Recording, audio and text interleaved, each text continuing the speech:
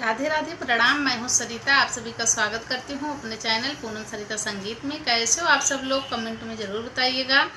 आज मैं आप सभी के बीच में औशान मैया का बहुत छोटा सा प्यारा सा गीत लेकर आई हूँ। वीडियो को फुल वॉच कीजिएगा, कैसा लगा कमेंट में ज़रूर बताइएगा। धन्यवाद।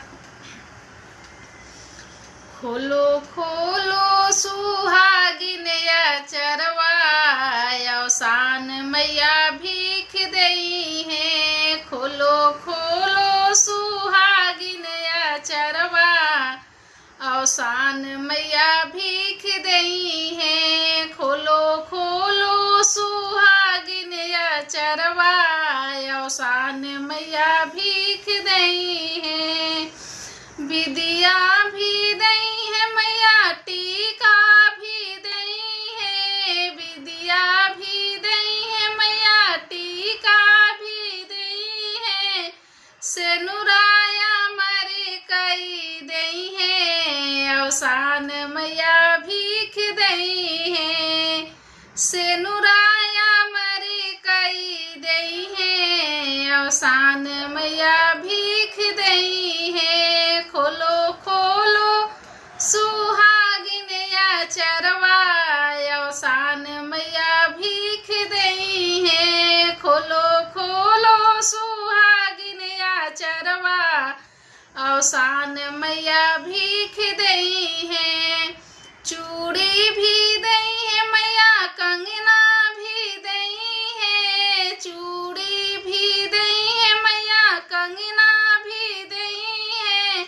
मेहदिया मरे कई दई है, औशान मैया भीख दई है। खोलो खोलो सुहागिन अचरवा, औशान मैया भीख दई है। खोलो खोलो सुहागिन अचरवा, औशान मैया भीख दई है।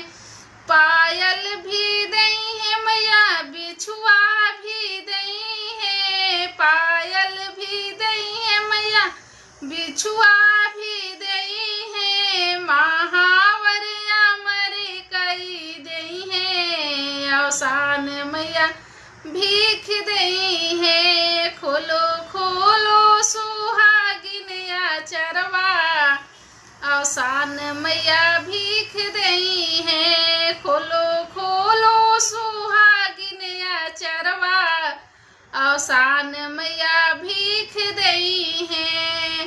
लहंगा भी दई है मैया, साड़ी भी दई है। लहंगा भी दई है मैया, साड़ी भी दई है। चुनरिया मरे कई दई है, औशान मैया भीख दई है।